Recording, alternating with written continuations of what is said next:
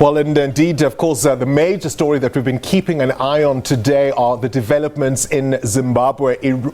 We've seen reaction to the results that have been announced in terms of what's happened there. We've got unconfirmed reports that we might even have had somebody killed. So for the latest in Zimbabwe now, we're joined in Harare by our reporters there. Peter Ndoro is standing by. Peter, good evening to you. We've seen some reactions to what's happening there on the ground. A lot of protests, people unhappy. We've also got unconfirmed reports, as I say, that somebody might even have been shot and killed. What's the latest?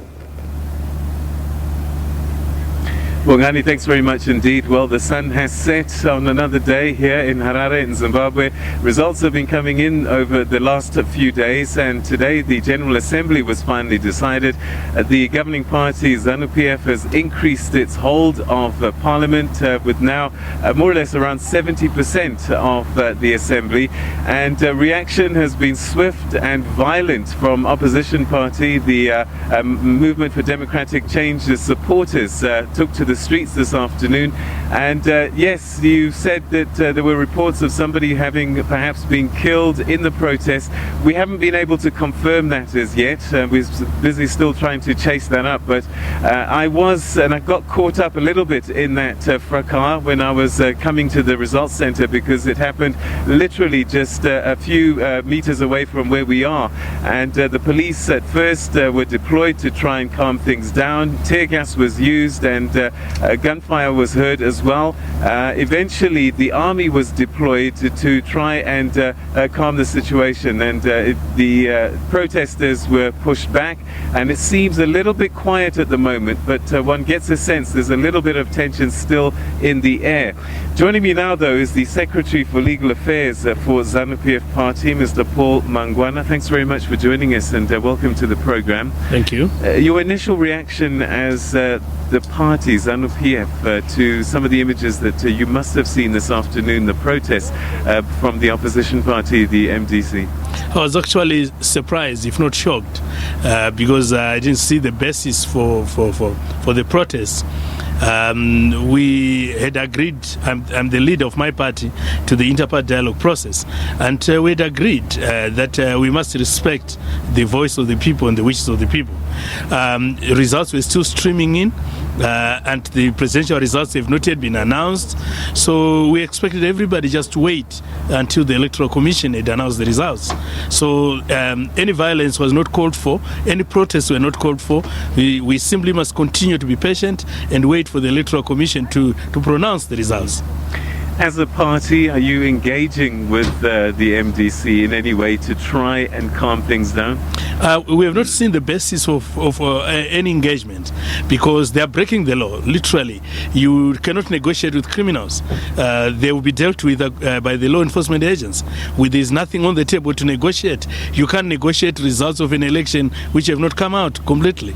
So we don't have an agenda for any negotiations. They are accusing the ruling party of influencing this election, putting political pressure on the Zimbabwe Electoral Commission, and basically maneuvering it to your favor. No, we went out to vote, and people voted for leaders of their choice. The ballot boxes are there, the ballot papers are there. If they want to verify the results of the election, they are free to do so. And also, we have a conflict resolution mechanism in terms of our constitution and the electoral law. Whoever is unhappy with the outcome of an election and thinks that the results do not reflect the actual result of the election, they can go to court. That provision is there. We do not need to be violent. We do not need to protest in the street. We have mechanisms for dealing with conflict arising from an electoral process. They're saying that the presidential vote was the one that was counted first, and yet the assembly votes are the ones that are being announced first. Can you confirm that?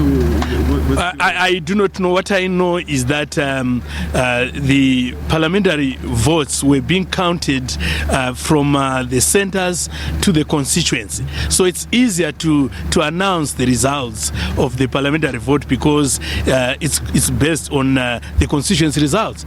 whoever has achieved the majority in a constituency is declared a winner. But with the presidential vote, you have to collect all the results nationwide and then put them together and then announce them. Where to from here now? I mean, people are fearful. They thought that this kind of violence was behind them. Citizens are concerned. Where does Zimbabwe go from here? We are all concerned, really. We did not expect our partners in the opposition party to behave in the manner they've done. We have asked our party supporters to be restrained, to exercise a lot of restraint, not to be provoked, respect the law, remain peaceful, and this is the message we have sent to our party supporters. Those are the people who are under our control.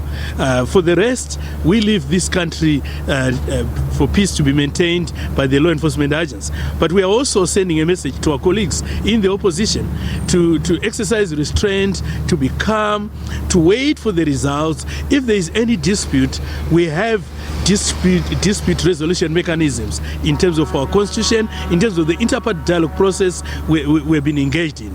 And I'm sure that if we all use peaceful means, we should be able to resolve any differences we may arise as a result of this election.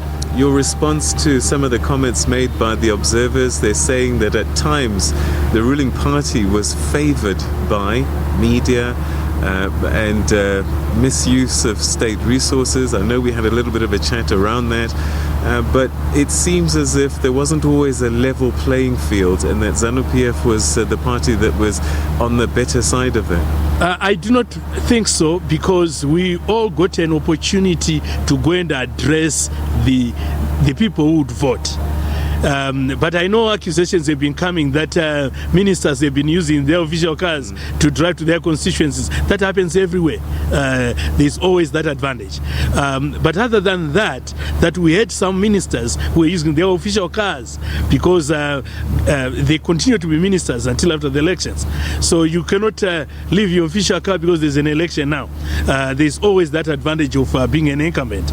But basically that's all. We've run out of time, but very quickly, you've now got a 2/3 majority. You can rewrite the constitution.